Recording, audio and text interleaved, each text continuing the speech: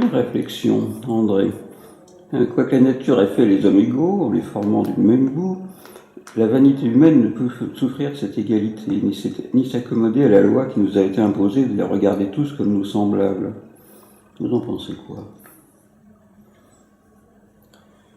Je pense que, en fait, si au départ on dit qu'il y a une égalité pour tous les hommes dans la mort,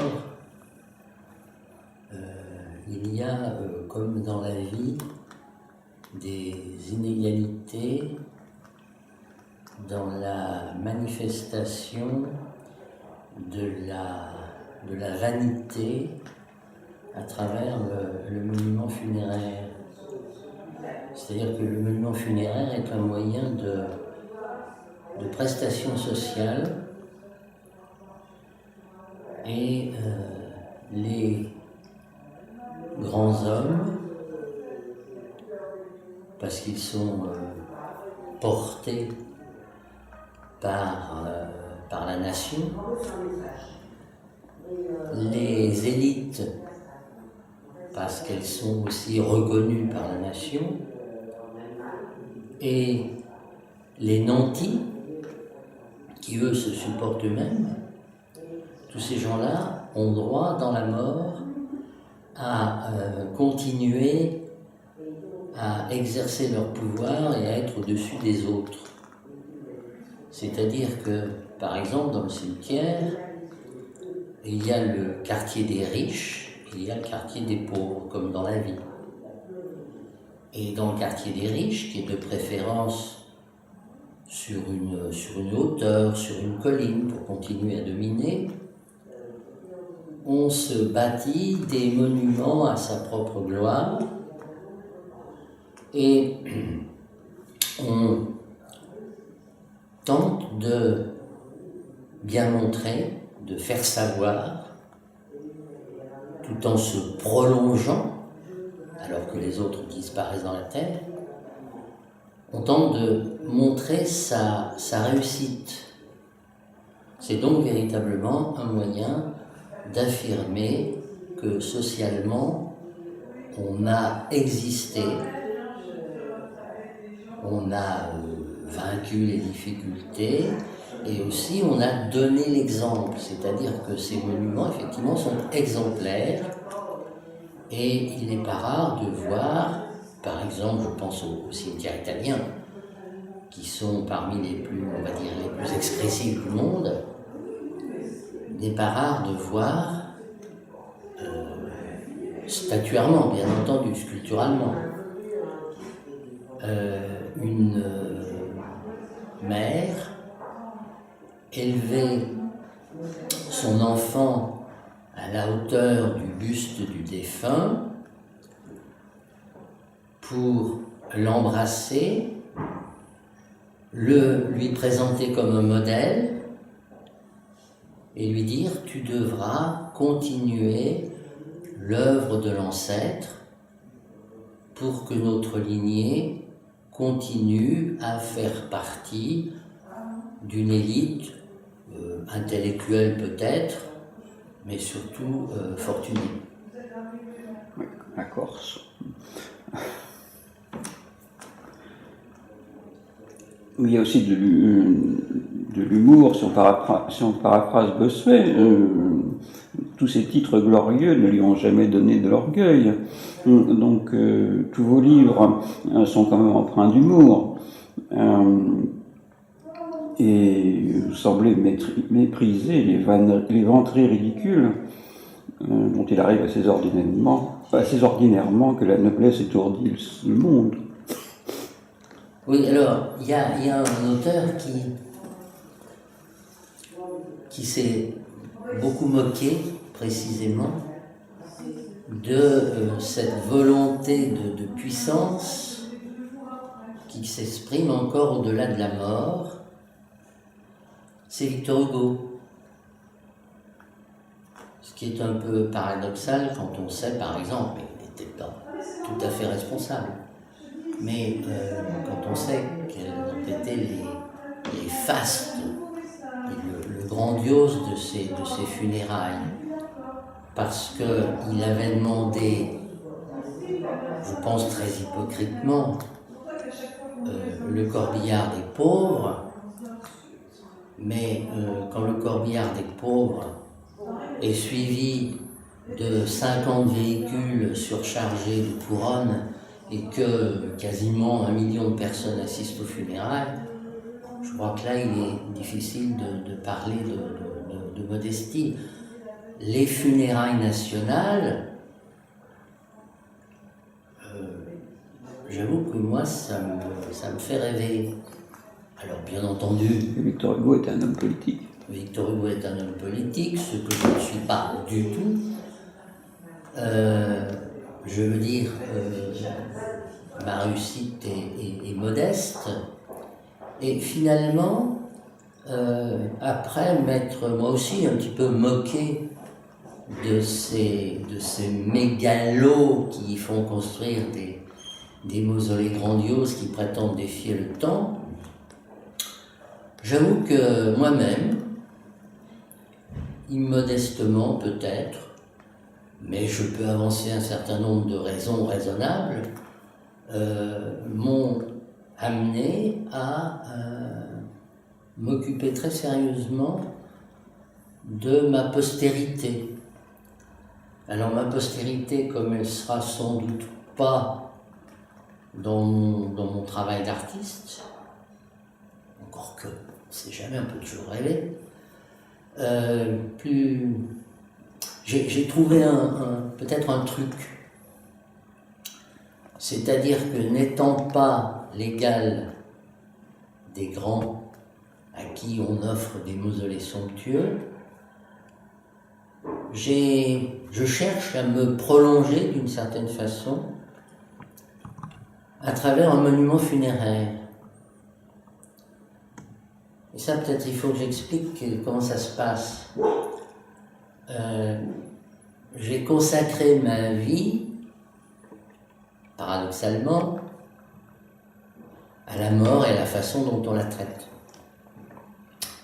Aussi, j'ai pensé qu'il serait une espèce de juste couronnement de cette carrière consacrée au cimetière, à arpenter les cimetières, mon Dieu, de m'édifier pour moi-même, à défaut que ce soit fait par les autres, m'édifier donc un monument funéraire qui puisse rester au moins un certain temps dans la mémoire des hommes, c'est-à-dire que, soyons raisonnables, on dit qu'on construit pour l'éternité et on s'offre une concession perpétuelle. Le mot perpétuel, évidemment, a ses limites. On sait qu'une concession à perpétuité, c'est 99 ans, en gros c'est un siècle. J'espère aller un petit peu plus loin et renouveler finalement cette espèce de bail qu'en 1850, mon prédécesseur avait pris en achetant une chapelle au Père-Lachaise. J'ai appris, à mon grand, je peux dire, désarroi et ma grande déception, il y a 2 ou 3 ans, que malheureusement, on ne pouvait plus, au cimetière du Père-Lachaise, qui est tout de même le plus prestigieux, et il est évident que je ne l'ai pas choisi au hasard, c'est un des cimetières les plus connus dans le monde, c'est celui qui est le mieux habité, donc après tout, aller vivre au milieu de ces gens-là, en me servant d'un monument funéraire un petit peu exceptionnel, c'était pas pour me déplaire. Donc j'ai appris qu'on ne pouvait pas acheter une concession à l'avance. Autrefois, il était très commode, quand on avait des projets funéraires, accompagné d'un préposé, de se promener dans le cimetière et de repérer un emplacement à sa convenance. Exactement comme lorsqu'on va acheter un immeuble ou un appartement ou une maison. Et là, on choisit. On s'occupe de l'orientation, on s'occupe de l'emplacement, on s'occupe du bon voisinage. Et c'était exactement pareil dans le cimetière, c'est-à-dire qu'on pouvait dire, tiens, là ça me plaît bien parce que c'est ensoleillé. Là ça me plaît bien parce que c'est dans une allée très fréquentée, donc je me sentirais moins seul. On pouvait dire aussi, oh ça c'est un lieu très très romantique parce que c'est sous un arbre ou sous un saule pleureur. Ne jamais acheter une concession sous un arbre à cause des oiseaux qui sont au-dessus. Je vous laisse imaginer la chose. Il faudrait nettoyer 10 fois par jour. Comme les sculptures du parc. Oui. Et donc, c'était plus possible. Alors il a fallu ruser et trouver une solution qui consiste aujourd'hui, dans le cadre de la défense du patrimoine, et du patrimoine funéraire en particulier, on peut acheter un monument ancien qui est réputé abandonné et on s'engage à le remettre en état, dans l'état vraiment initial. On ne peut pas trop se permettre de fantaisie. D'autant plus que c'est sous le contrôle de l'architecte de la ville de Paris, qui sont particulièrement pointilleux dans ce domaine, pour ne pas dire plus. Alors, le choix était quand même extrêmement limité. Je crois d'ailleurs que je suis juste passé par avant que le portillon ne se referme, parce qu'apparemment, ça n'est plus possible en ce moment. Donc j'ai trouvé une chapelle, fort bien située, parce qu'il n'était pas question pour moi de m'isoler dans un angle abandonné du cimetière. Je voulais continuer à être là, je voulais continuer à me faire voir. Donc cette chapelle était fort bien placée, tout près, alors là je parais minuscule à côté bien sûr, tout près de l'immense chapelle de Thiers, cette espèce de salopard, le pourfendeur, le tueur de la commune, l'assassin de la commune, dont la tombe, entre parenthèses, a été il y a quelques années, je dirais pas bombardée, mais enfin, il y a eu un petit problème. Il y a eu quelques explosifs qui ont très peu endommagé, étant donné c'est quasiment la bourse. Donc il était difficile de la faire sauter. J'espère que ça n'arrivera pas. Donc, non loin de cette chapelle de Thiers, on passe devant le monument funéraire de Jéricho, dont, entre parenthèses, il faut que je raconte une petite anecdote. Là, on va s'égarer un petit peu, mais on est dans les sentiers du cimetière, c'est un peu aléatoire. Donc, on passe devant le tombeau de Jéricho. J'ai présenté il y a un an à peu près une exposition qui était mon arbre généalogique. Ça s'intitulait « Mes pères sous les draps verts ».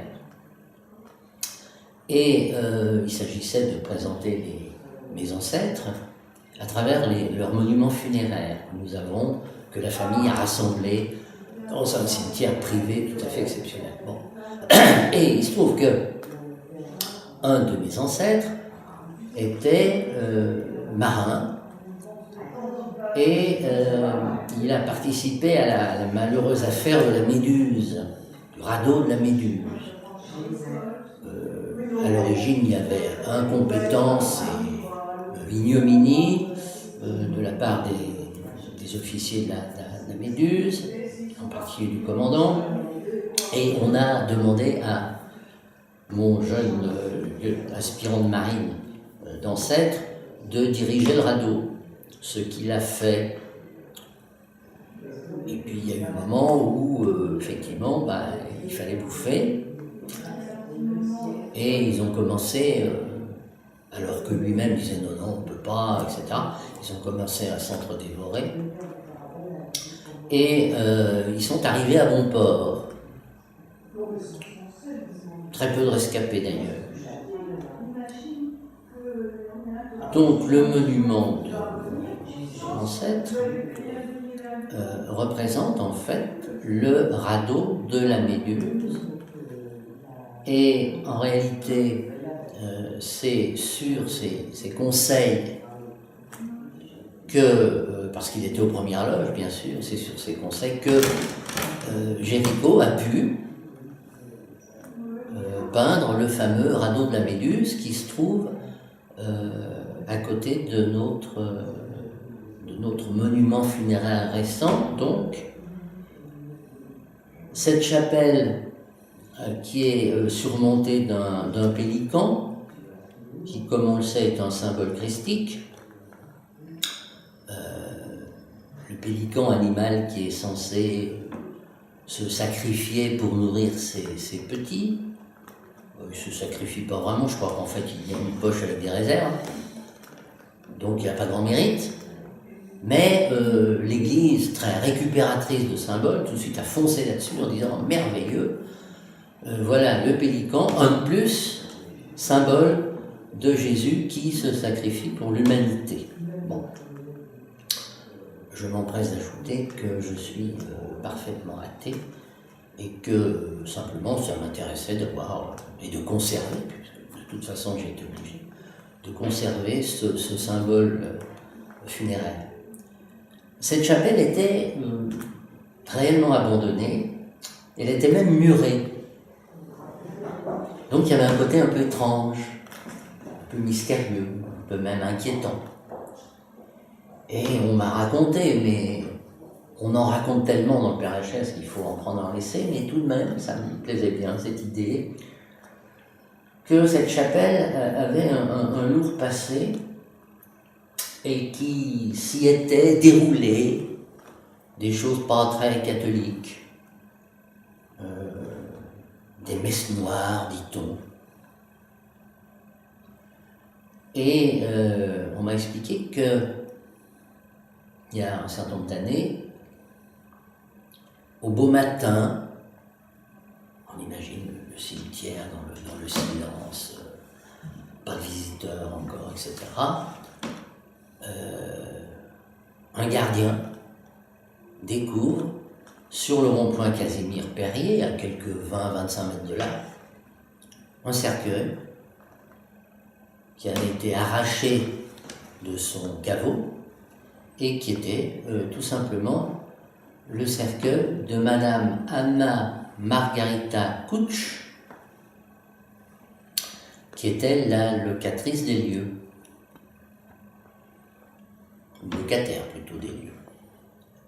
Donc cette idée me plaisait bien. Alors ils ont remis le cercueil dans la chapelle et ils ont muré pour que la chose ne se reproduise plus. Donc c'est moi qui ai, effectivement, en achetant cette chapelle, pour 1 euro symbolique, mais c'est là que les choses commencent sur le plan financier, donc racheté cette chapelle. Nous l'avons complètement démontée, pierre par pierre, après avoir numéroté chaque pierre pour qu'elles retrouvent bien leur place. Il y en a eu quand même 2 ou 3 qui étaient trop abîmées, donc il a fallu les changer. Et nous avons dû également refaire le fronton, parce qu'il n'était pas question, m'installant dans cet endroit, de laisser le nom de l'ancien propriétaire. Donc nous ne pouvions pas gratter ce fronton pour effacer les lettres et puis creuser à nouveau, parce qu'à ce moment-là, la pierre aurait été beaucoup trop mince et c'était plus correct. Donc on a retiré ce fronton que nous avons déposé, Anne et moi, donc ma compagne et moi, et je peux dire maintenant mon épouse et moi, dans notre cour à Paris, où elle me sert de banc. C'est très pratique quand j'ai envie d'aller fumer. Je peux m'asseoir sur la sépulture d'Anna Margarita Kutsch. Cela dit, pour en revenir... sortez du tombeau. Oui. Alors, cela dit, pour en revenir à cette chapelle, donc le caveau a été refait. Ça a l'air très sérieux comme travail. Comme je me montrais un peu inquiet, pensant toujours à ma postérité, pensant un peu en termes de pyramide, le chef des travaux m'a dit « Monsieur Chapeau, pas de problème, on peut poser la tour Eiffel dessus, ça ne bougera pas. Donc je suis tout à fait rassuré. Cette chapelle a donc été reconstruite. Il n'y a pas à vrai dire, de porte, il y a simplement une grille basse qui ne gêne pas du tout la lisibilité, la vision qu'on peut avoir de l'intérieur de cette chapelle. Chapelle dans laquelle il y a une sorte d'autel, mais d'autel tout à fait laïque bien sûr, qui est composé de deux petits cercueils de pierre qui servent de pilier à une espèce de tablette en forme de livre.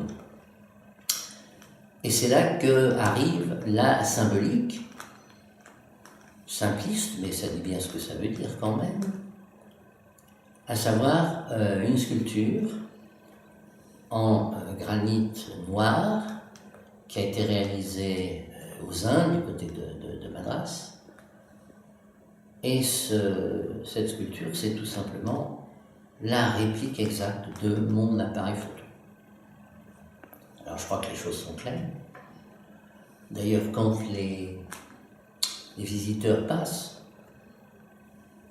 je suis ravi de voir qu'il y a des visiteurs qui s'arrêtent devant ma tombe, ma future tombe, et disent « Ah, ça doit être la tombe d'un photographe, quand même, ils ne sont pas complètement débiles. » Mais en même temps, ils lisent la mémoire nécropolitaine. Alors là, ça pose de nouvelles questions. Qu'est-ce que c'est que ça, la mémoire nécropolitaine?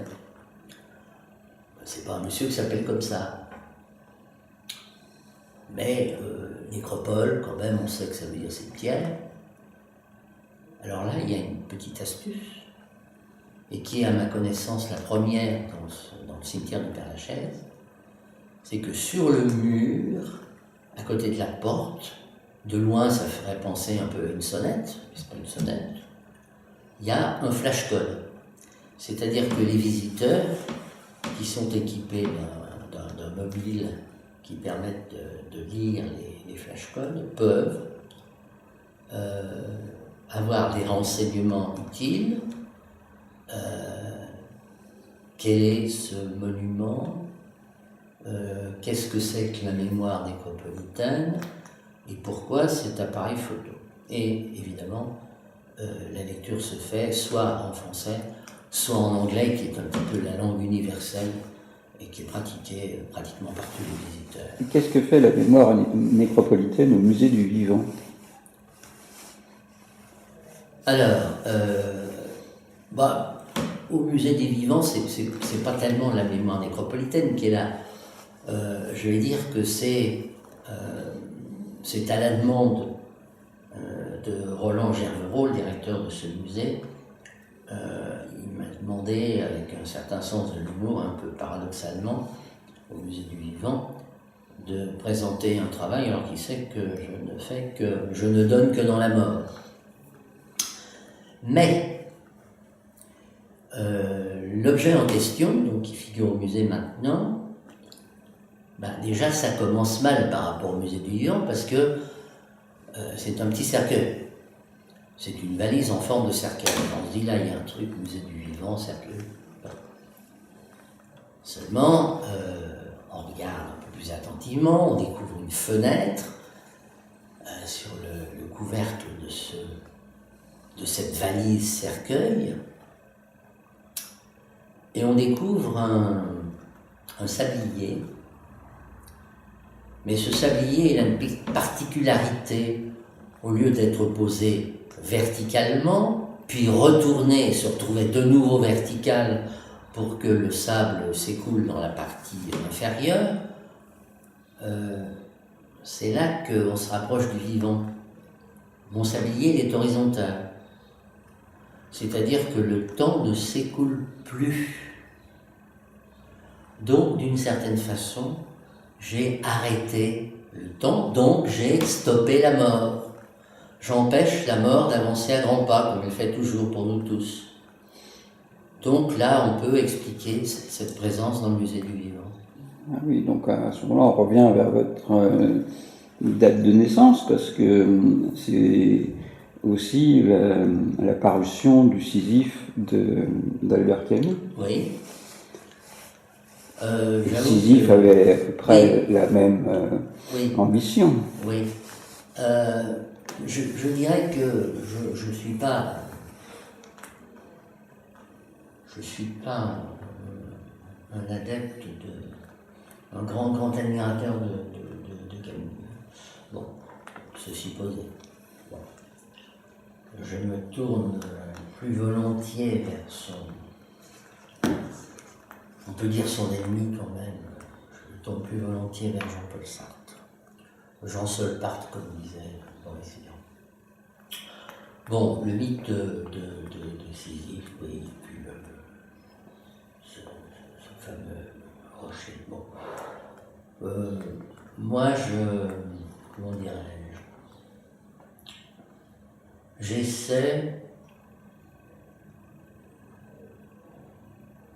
de vivre avec,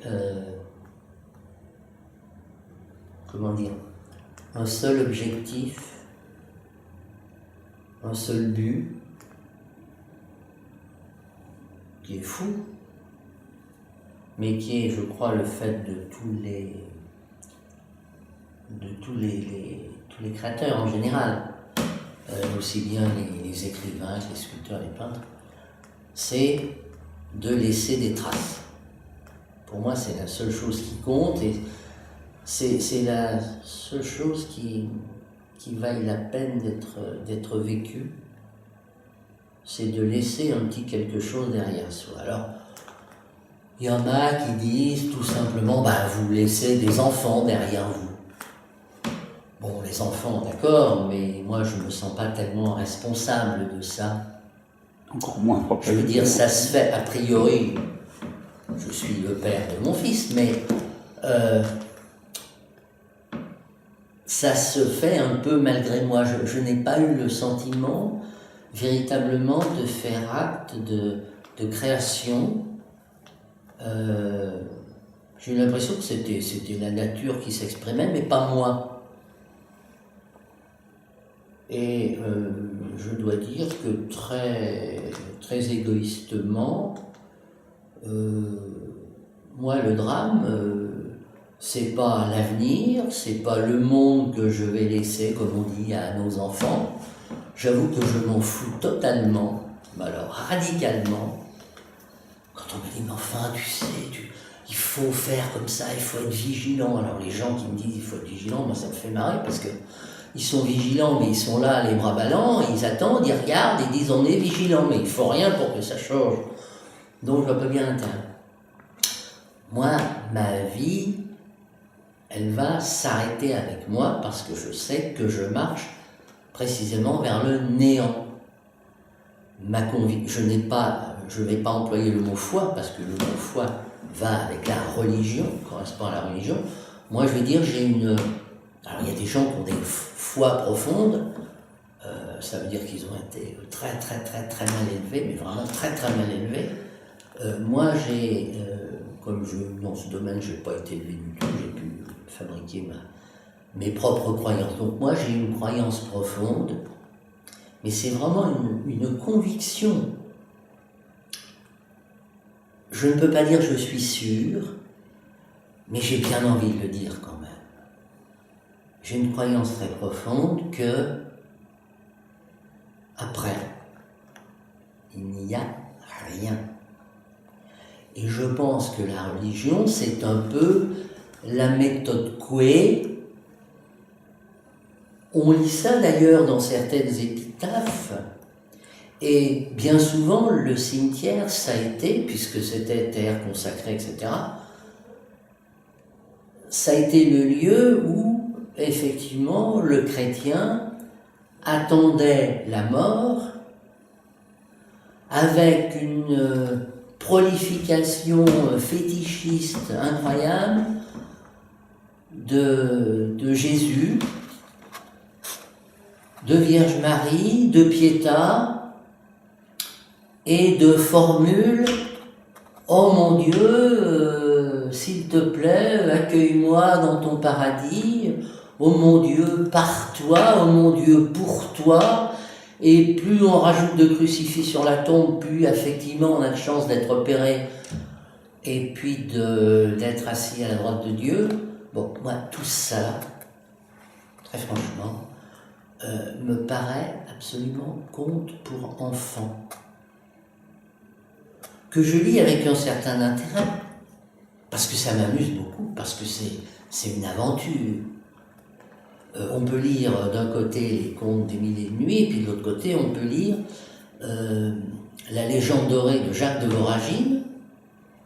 C'est réjouissant, c'est amusant comme tout.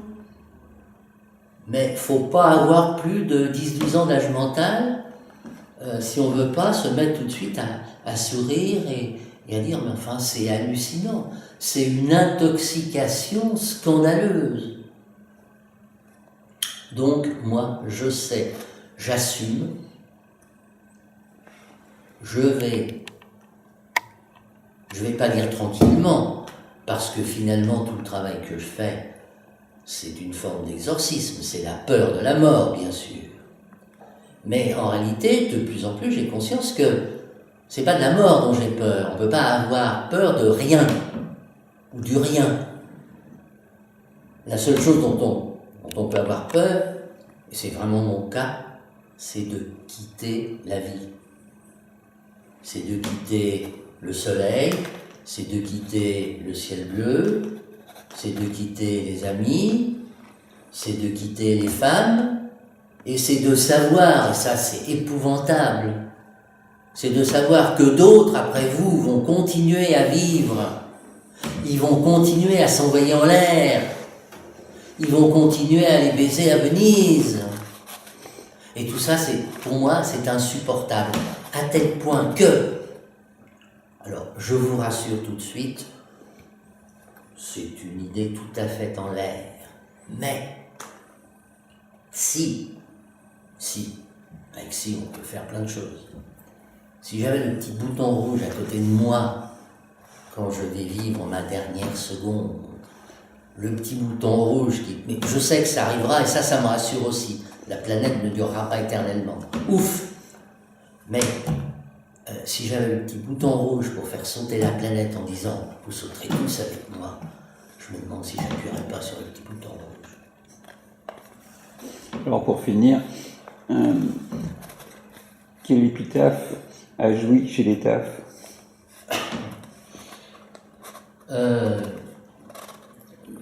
Il y en a pas. Il n'y en a pas parce que un jour c'en est une, le lendemain c'en est une autre, le troisième est encore différente. Donc je crois qu'il n'y aura pas une épitaphe, mais il y aura peut-être une série d'épitaphes quelque part, en réserve. Il serait, justement, là ça me donne une idée, c'est que sur ce fameux monument funéraire, on pourrait avoir une espèce de trépied, je ne sais pas, et on pourrait effectivement payer un préposé après mon départ pour changer l'épitaphe tous les jours. Ça, ce serait amusant, ça ferait un spectacle et ça me permettrait d'être là encore un petit peu plus longtemps.